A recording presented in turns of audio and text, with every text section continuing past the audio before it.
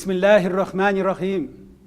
Mehriban hem muhabbet iyasi bulgan Allah ismi bilen ihtibarıgızga dini, içtimai, milli programımızın bugünkü çıkarılışını takdim etemiz. Исәнмесез, газиз имандашлар. Biz sizni Balkış programısında qabat selamlayız. Bugün bizning ko'ngillarimiz quvonch hem yuvanışlar bilen to'la. Bugün sizning qarshig'izga İhlas mahallabizning asas qurilishina xayr fatihasini beruvchi hamda yillar davomida yo'limizni yoqtirtuvchi millat onamiz deymiz. Xalq shoiramiz Dila Hamza qizi Bulgakova bilan ko'rishtiracakmiz. Biz sizga Dila opa bilan bo'lgan әңгәмәбезнең язмасын тәкъдим итәбез.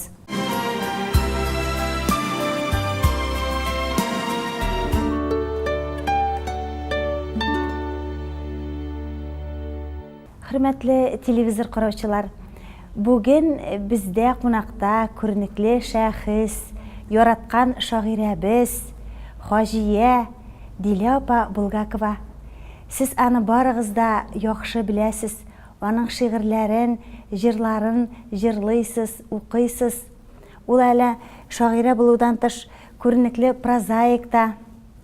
Менә без аның бүген сезгә, сезнең алдыгызга аны чакырдык.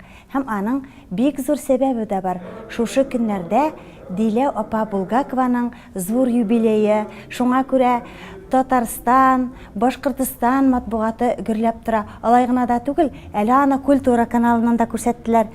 Менә шуңа бездә инде Балкыш программасын яратып караучыларның алдына Дила апаның үзен чакырдык.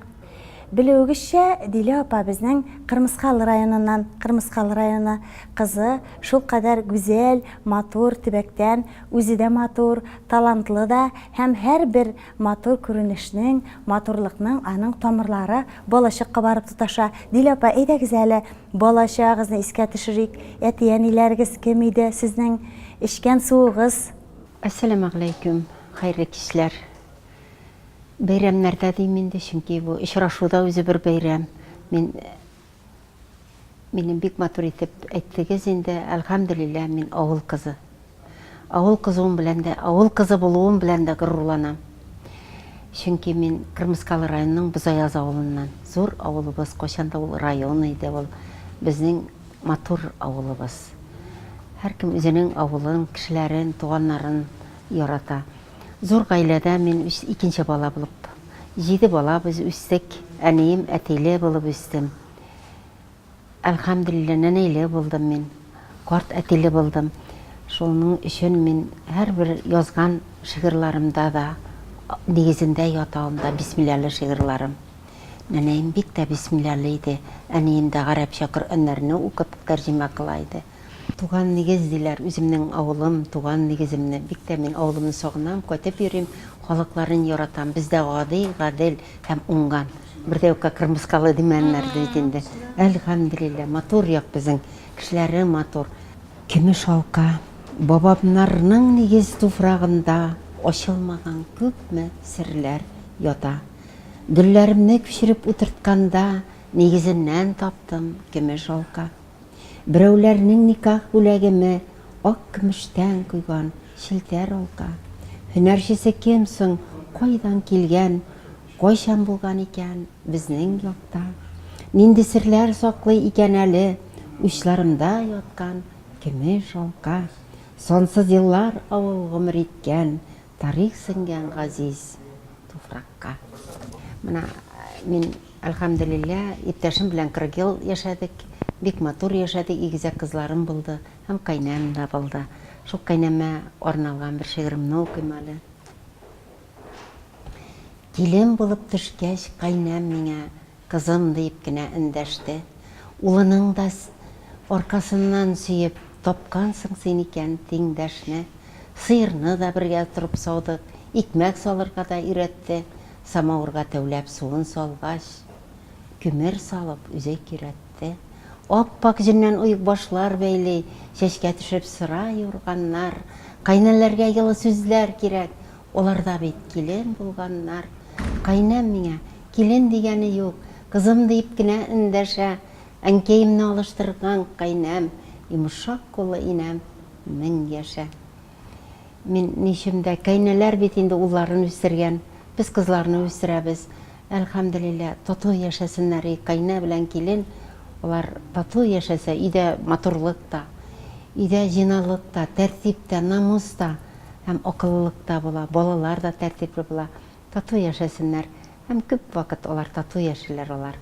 Әлхәмдүлиллә, мин шуның өчен дә горурланам мин. Безнең матур ханнарым белән. Безнең менә мәчетебезгә дә бик матур кайнәләре дә, киленнәре дә, балалары да, уллары да мәчеткә йөриләр намазга. Рәхмәт аларга. Бәхетле булсыннар. Тагын менә минем бик зур теләкләрем бар. Дөньялар имен булсын.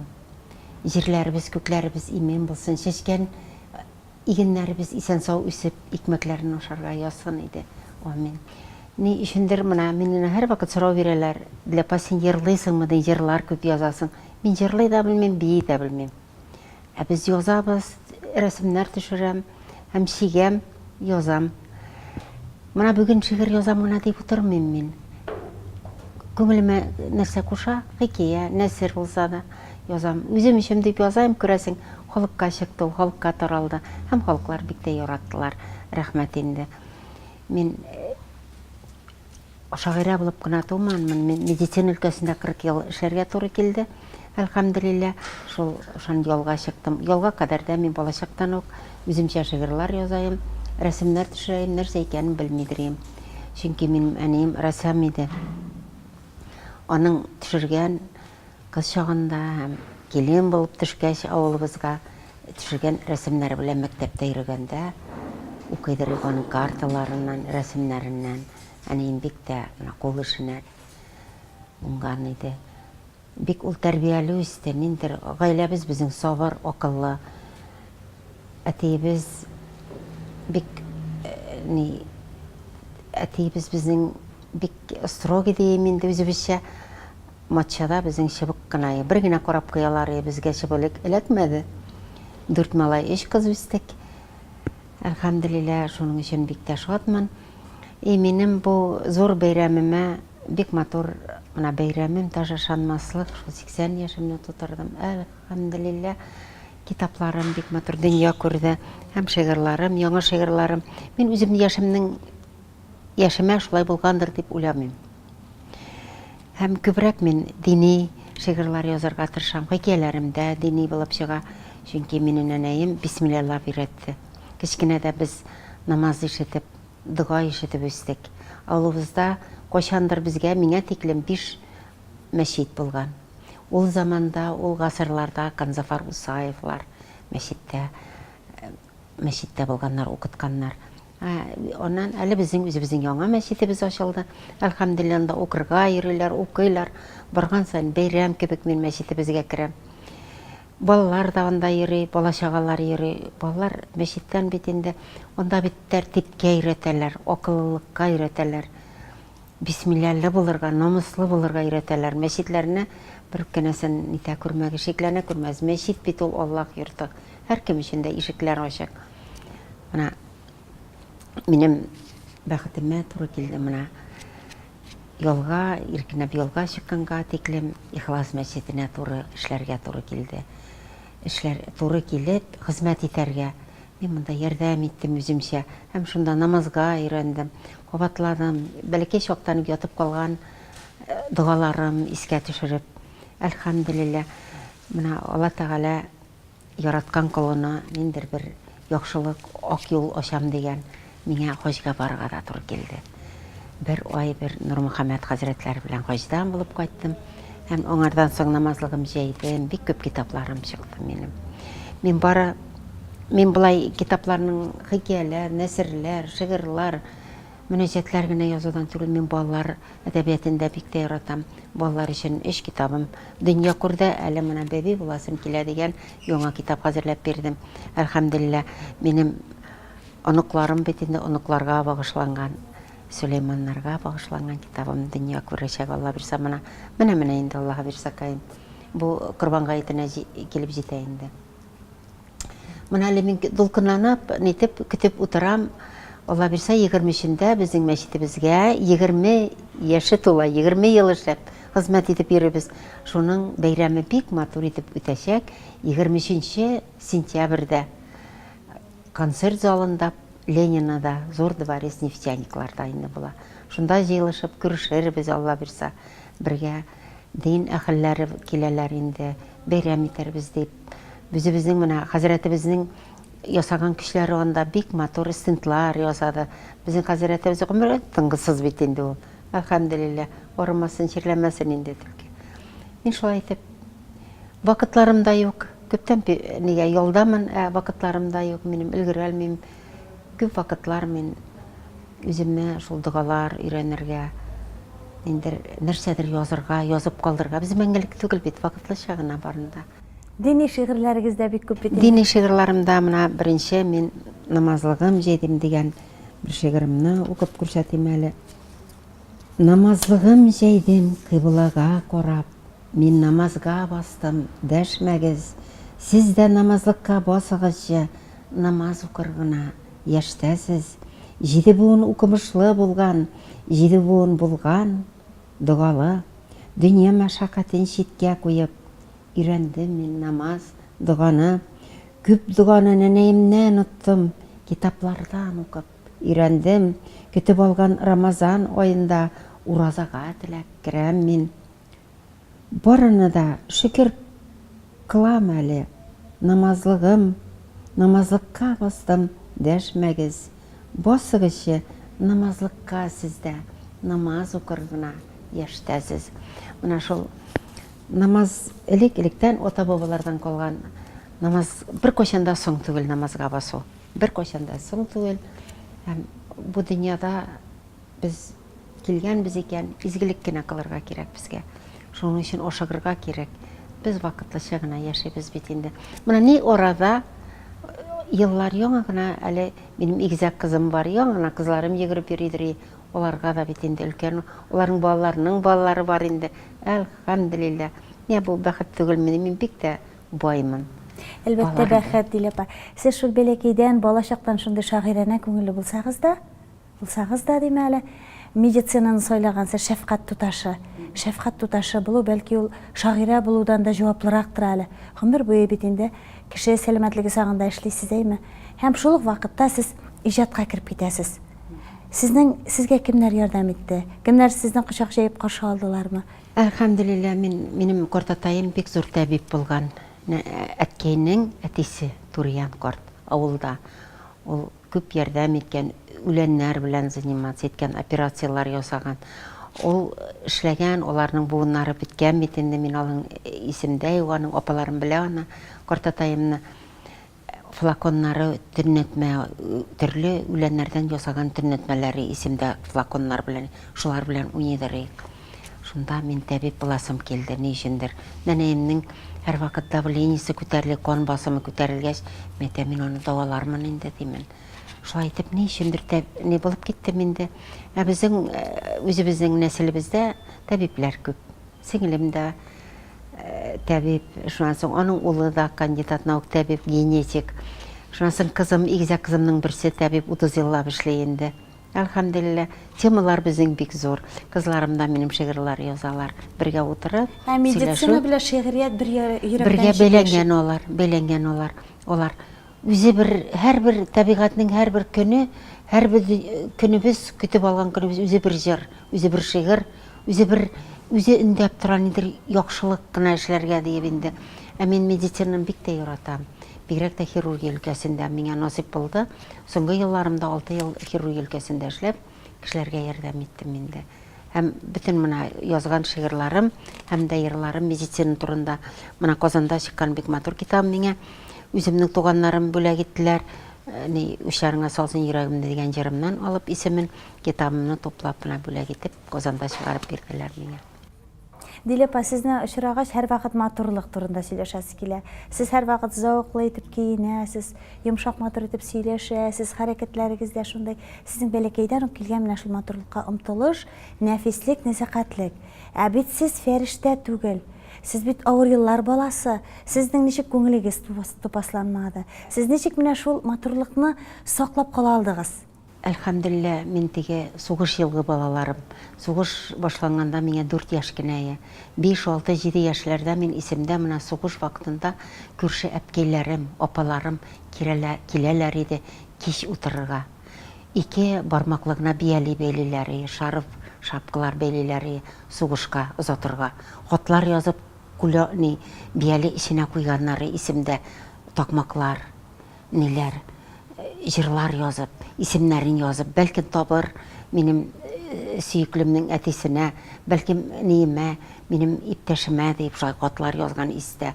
Һәм аларның бер кайчанда кара хатлар алдылар бит инде күбесе. Бер кайчанда кычкырып әүнәп елаганнарын күрмәдем. Сабыр иде. Димәк, тәкъдире шулай. Сабыр булыйк, бер-берсен юаталар иде. 2 генә йомырка гына алып керсәләр дә пешереп бүлгәлә башаганнар исемдә.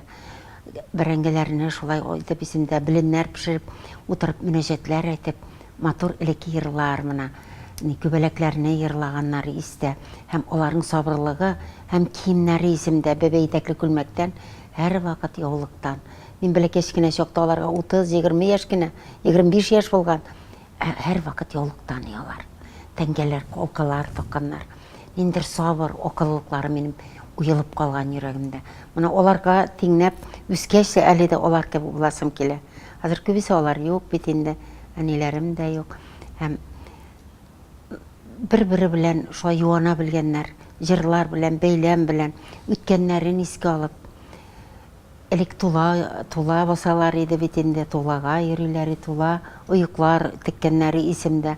Ана шулар кул эшләре өйрәттеләр алар миңа бәйләргә, шигәргә, калфаклар шигәләре, кечкенә итеп, шулай матур итеп куеп, шулай ишан яулык бәйлеләре, инҗеләр белән. Әле минем дә инҗеләрем күп, мин бер 60лап калфаклар шиктем. Бик күкрәкчәләр шиккән, ниләрем, яулыклар шигәм. Вакытларым булса, вакытларым да етми әле. Сез бит әле Диләпә менә журналистикада эшләгән чын профессиональ язучылар көнләшерлек шигырьләр язасыз. Үзем укыйм әле. Давыллар йөгәнләнме дигән шигырегезне. Еллар чылбырыннан үргән, кулымда йөгәннәрем. Ялларыннан тотып алып, давыллар йөгәнләдем. Кара көмешләрдән койдым, давылга дагаларын, ефәк җипләрдән нәкышлыйм тормышның яраларын. Давыллар йөгәнләдем, сөйгәнем синең өчен, таулар күчереп куярга җитәрдер кебек кешем. Менә без инде филологлар, ниләр әдәбият галимнәре шул кадәр тирән образлык, шул кадәр идея, менә шулай итеп анализларлык, тотып курс эше язарлык шигырь бу. Шул кадәр бер вакытта халыкчан, менә сез шул кадәр шигърият серләренә ничек өйрәндегез? Сезгә кем ярдәм итте? Әлхәмдулилля, менә мин утырып шигырь язым дисәм, юлда үзеннән үзе ятланган кебек ул. Кемдер әйтеп тора кебек, кай вакытта минем кирләрем дә ташып бетә, ашларым нидә, язам тизрәк язып калмасам, язылмый. Менә өчендер бер илаһи көчтер инде ул. Алла Тәгаләдән килә. Әлхәмдулилля.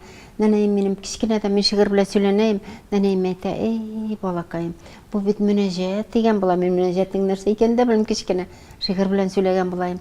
Нәнәем минем Солтанмураттан Галимҗан Ибрагимовның двоюродныйның сестрасы. Шул аның китаплары минем исемдә әле, Коръәннең янында тирән тамырлар Галимҗан Ибрагимовның гарәпчә язган, үз кулы белән язган китаплары нәнәкәем куйган иде шулар исемдә. Галимҗан Ибрагимов булса, мин шулай горурланам. Әнкәем ягыннан Ждановлар мин.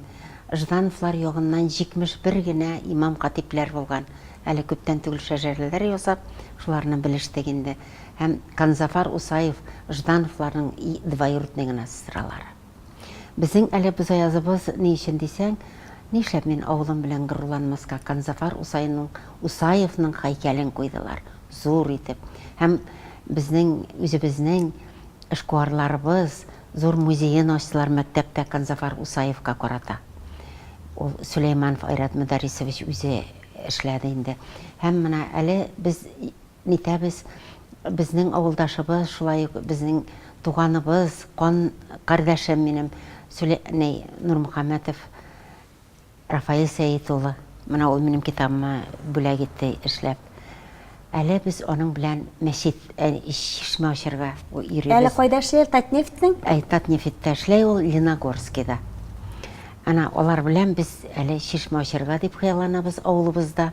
Һәм беренче авылыбызга килеп урнашкан Мөслим мәчете дип исемдә кушырга, һәм мәчетләр белән, дугалар белән матур итеп шишмә безгә исемнәр кушып, шишмә ашабыз.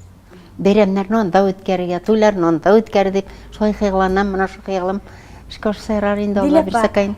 Сезнең менә шигырь кичәләрендә сезне чакыралар инде, киләсез. Әнә халык шагыйрәсе Диләпа, Дилә Булгакова, халык шагыйрәсе дип сезнең турында. Әле бу исем рәсмиләштермәсә дә, менә шундый танылу алу зур бәхет бит әйме. Моңа инде менә шулай халык шагыйрәсе булырга сезнең ярдәм иткәндер җырлар. Кыр казлары җырына инде ничә яшь? 40 ел. Нур Даутов белән язган, 40 ел Фидан Гафаров йырлап, беренче йырлады, һәм ул йырны Казанда да йырлай, әле Асаев йырлай инде. Күп кешеләр йырлый аны, Зухра Сагабиева да йырлады. Әлхәмдулилла, ул йыр бик гомерле булды, гомерле. Сагынам дигән йырым, зәңгәр күлмәк кигән, зәңгәр гөлләр сөйгән, зәңгәр күзле кызны сагынам. Ул йырымда бик гомерле булды, халык йырына әйләнде инде. Һәрбер табыннарга, хәтта солдатларга озатканда да йырлап озаталар.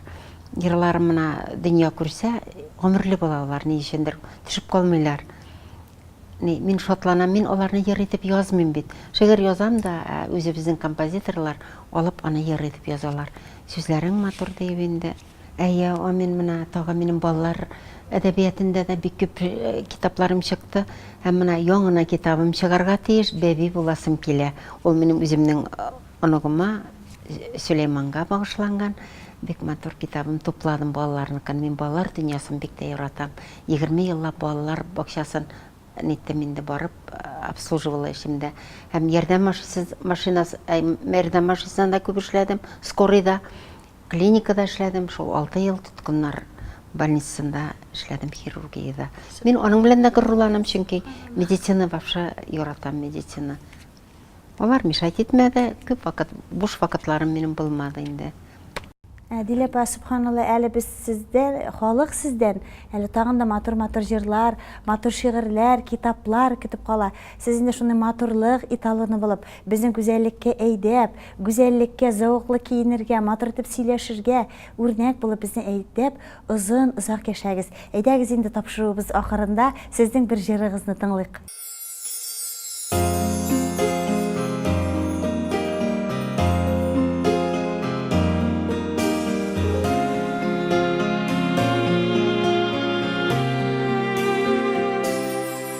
Кыр казлары җырлап, кыр казлары еллап, каңгылдашып оча көз җиткәч.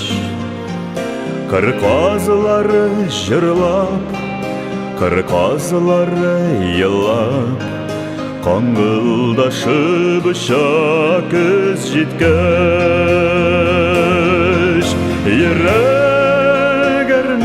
Кала, йөрәк сыкрап яна, кыр казлары кебек син киткәч. Йөрәк әрнеп кала, йөрәк сыкрап яна, кыр казлары кебек син киткәч.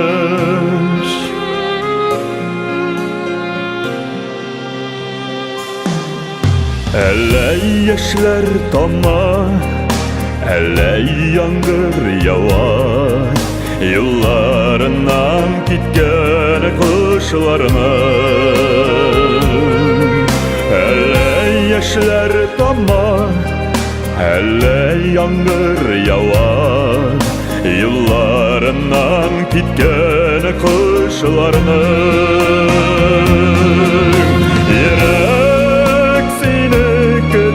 Yıllar mini süte, sen unutma jirde min barın. Yürek seni köte, yıllar mini süte, sen unutma jirde min barın.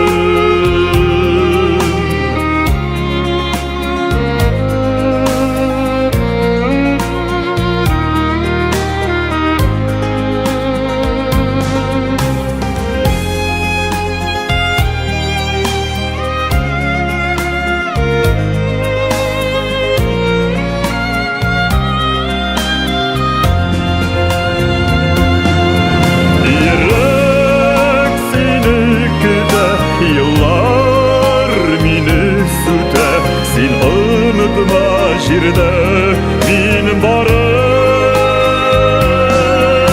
йөрәк сине көтә, еллар мине сүтә, син онытма жерде мин барып,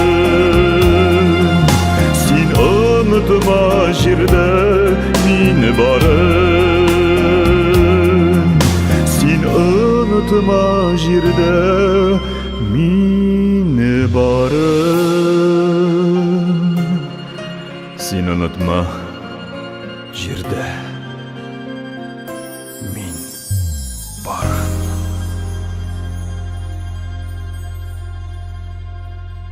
Сезнең белән әңгәмә вакыты шундый тиз үтте, шундый матур итеп сөйләдегез. Мөгаен инде Балкыш программасын караучылар өчен дә бик күңелле булгандыр. Сезгә үзебезнең программаны караучылар исеменнән бик зур рәхмәт, Дилә апа.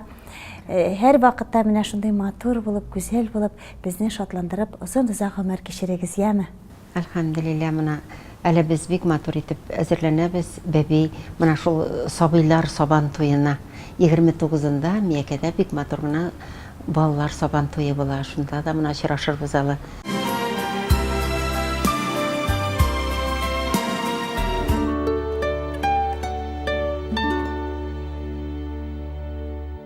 Hürmetli тамашачылар, әйе, Дилә Хәмзә кызы Булгакова. Аның гомере үзе моңлы бер җыр кебек. Аның нәселләренә шәрифият, кадр-хөрмәт, гали дәрәҗәләр Раббым насип әйләсен. Балаларына, нәселләренә, оныкларына, гаиләләрендә җәүһәрле мәхәббәт белән яшәүләр насип әйләсен. Хөрмәтле телевизор караучылар, хәзер без сезнең игътибарыгызга нәфис фильм тәкъдим итәбез.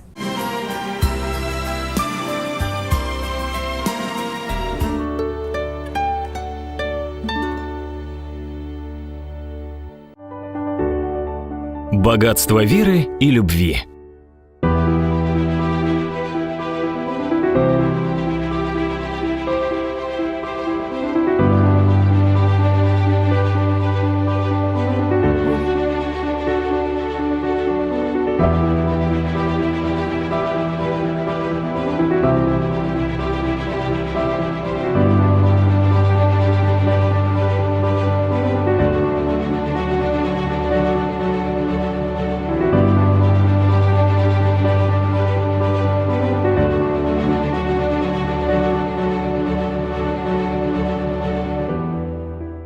Юбилеи нужны, чтобы подводить итоги, чтобы за чередой прошедших лет правильно оценить дары судьбы и результаты человеческих усилий.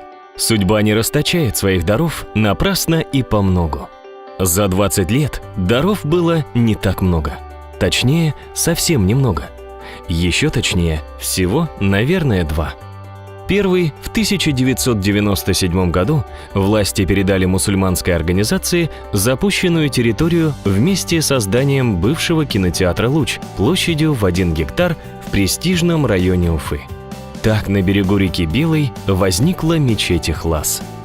Второй мечеть возглавил кандидат медицинских наук, имам-хатиб Галямов Мухаммед Мустафович. Мухаммед Хазрат – человек страстный и бесконечно устремленный вперед во всех отношениях, в вере и в знаниях, в любви к жизни и в трудах, в светлых намерениях и в чувстве долга, в доброте и в щедрости, в милосердии и нравственной чистоте.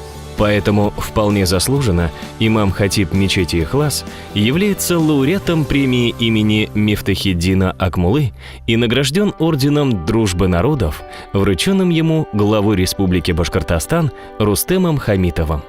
20 лет по небесным масштабам Всевышнего – лишь еле заметная пылинка в потоке земного бытия.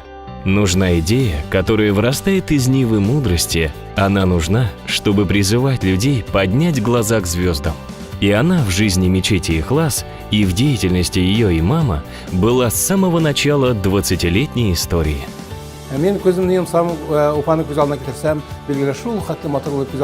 Если я закрою глаза и представлю Уфу, то, конечно же, передо мной предстанет восхитительный вид на город, в центре которого будет стоять мечеть Ихлас. Так как мечеть Ихлас, как мне кажется, средоточие всей духовности нашего народа.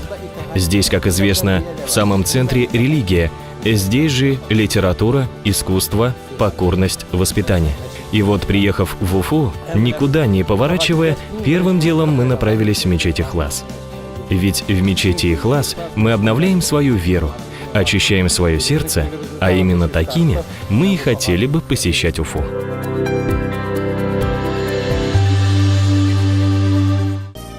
Мир велик, знания можно и нужно собирать со всего мира. Международный отдел мечети Ихлас организует паломничество в Мекку, поездки в Иерусалим, различные учебные, научные, ознакомительные поездки в Иран, Турцию и другие страны дальнего и ближнего зарубежья. Без преувеличения мечеть Ихлас сыграла большую роль в сближении наших стран. Доказательством этому посещение мечети Ихлас знаменитым философом господином Мехди Санаид, который является послом Исламской Республики Иран в России, а также приглашение Мухаммед Хазрата в популярную телепередачу «Ас», ведущего тегеранского телевидения Уфу. Соглашение с Иранским международным университетом Аль-Мустафа позволяет сближать умы и души людей, которые начинают понимать и чувствовать, что при всех различиях все люди желают быть счастливыми. Впрочем, впечатляет вся карта сотрудничества мечети.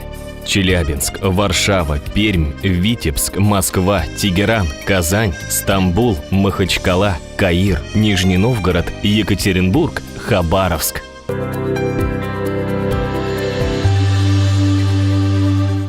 Удивительно не то, что в мечети частые гости академики, профессора и доценты вузов, а то, что в стенах мечети начинают прорастать семена образованности, духовности и нравственности. Более 700 человек ежегодно проходят обучение на различных курсах мечети. Так, уже 4 года работают курсы по каллиграфии, неотъемлемой части философского понимания мироустройства. Мечеть всегда была не только местом поклонения, но и источником знаний. Именно мечеть Ихлас является образцом этого примера. Сюда приходят люди различных возрастов, не только различных возрастов, но и различного вероисповедания, различных конфессий. Осуществляя связь времен, в мечети уже 7 лет работает Всероссийская школа нравственности имени Казаханова. Мы благодарим Всевышнего, что в Уфе находится наша любимая мечеть Ихлас, где проходят очень хорошие уроки по нравственности. За это время в нашей школе занимались более 1000 женщин. Они с нашей мечети уехали воодушевленные, они уехали благодарные. С момента открытия мечети каждый день для всех возрастов ведутся занятия по изучению основ ислама. Получив базовые знания мечети Ихлас, многие поступили в медресе, исламские университеты, сами преподают на местах. Мечеть Ихлас – прекрасный образец того, как могут взаимно дополнять друг друга вера и знания. С 2014 года мусульманская религиозная организация «Ихлас», единственная среди местных мусульманских организаций России, выпускает религиозно-просветительский журнал «Ихлас Шариф».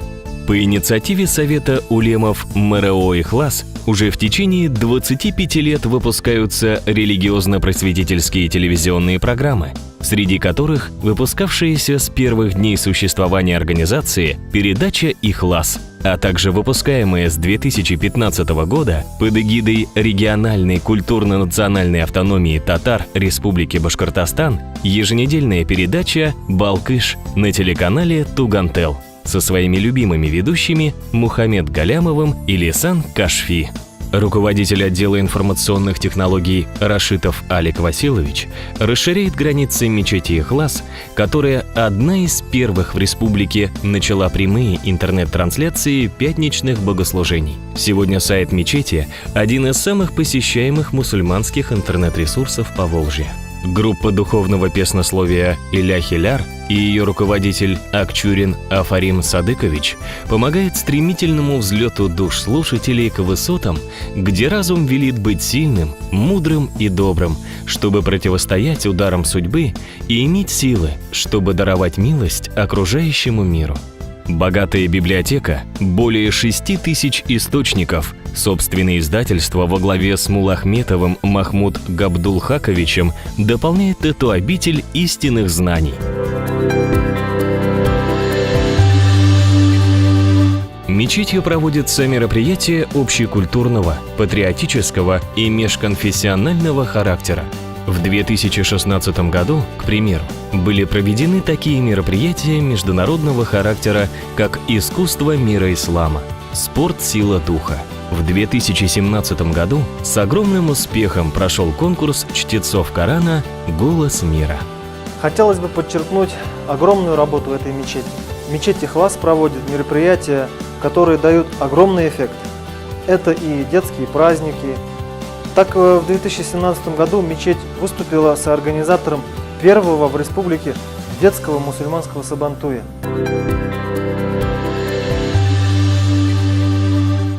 Мечеть Ихлас – часть города Уфы. Интересы прихожан в житейских вопросах не могут не касаться мусульманской религиозной организации. При мечети работают магазин исламской атрибутики и мусульманское кафе «Ихлас». Наше халяльное кафе «Ихлас» стало излюбленным местом мусульман нашего города. Они проводят мероприятия, семейные торжества, никахи, ифтары. Также в рабочие дни приходят просто вкусно пообедать. Во всех начинаниях и делах всегда бесценны мудрые советы. Нельзя не вспомнить добрым словом человека, щедрым на доброту сердцем и мудрым на советы головой. Светлая память о Мурадшине Анвар Нурмухаметовиче вечно будет в памяти прихожан мечети Ихлас. Невозможно перечислять все имена людей, внимание и усилия, слова и дела которых обозначили множество потоков, по которым идет и накапливается энергия света Всевышнего на благо прихожан мечети Ихлас и нашего общества в целом. Список друзей мечети занимает огромный том. С первых же дней при мечети был создан попечительский совет, председателем которого долгие годы был заслуженный строитель Российской Федерации и Республики Башкортостан Минираис Усманов. Сейчас же совет возглавляет заслуженный строитель Республики Башкортостан Фидус Ямалдинов.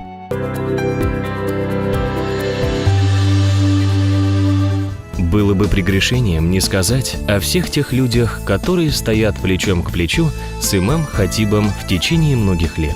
Имам Наабиб Хуснуддинов Ильсур Искандарович – лицо мечети. Его спокойная, доброжелательная и приветливая улыбка убеждает каждого входящего в мечеть, что он пришел туда, где его выслушают, помогут советом и делом. Молодой имам Наиб Гизиддинов Рамис Мухаммеднурович, являясь правой рукой имам-хатиба по многим вопросам, активно участвует в издании книг и выпуске альманаха «Ихлас Шариф», готовит кандидатскую диссертацию. Давлеткулова Розалия Мусавировна – ответственный секретарь не только по названию должности, а по сути отношения к своей работе. Председатель Совета молодежи Давлетшин Альфред Амирович – носитель всех лучших надежд и мечети, и прихожан, и всех родителей, которые вверяют ему свое будущее с надеждой, что он не подведет. Для награждения самых самоотверженных Мутавалиат мечети в 2015 году учредил собственную награду – медаль лучшему служителю ислама, на которой написано золотыми буквами: «Покажи дела от веры твоей, я скажу о силе веры твоей». Идея, миссия и смысл существования мечети Ихлас, как это понимают его имам-хатиб Галямов Мухаммед Мустафович и его единомышленники в простом вопросе: что есть истинная вера в Аллаха? И каждый из нас в ответе перед Господом за то, как мы прожили свою земную жизнь и что оставили после себя на этой грешной земле. Семена добра, красоты и истины.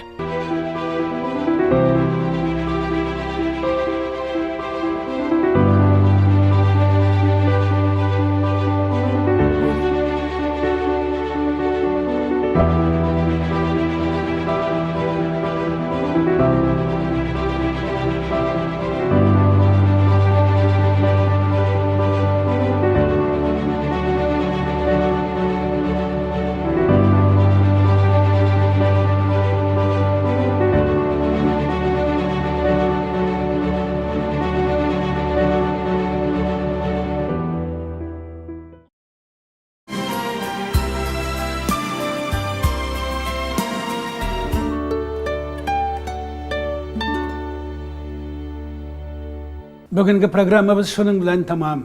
Игътибарыгыз өчен зур рәхмәт. Киләсе очрашканга тиклем исән, имен булыгыз, туганнар. Һәр вакыт безнең белән калыгыз. Балкыш программасын карарга онытмагыз.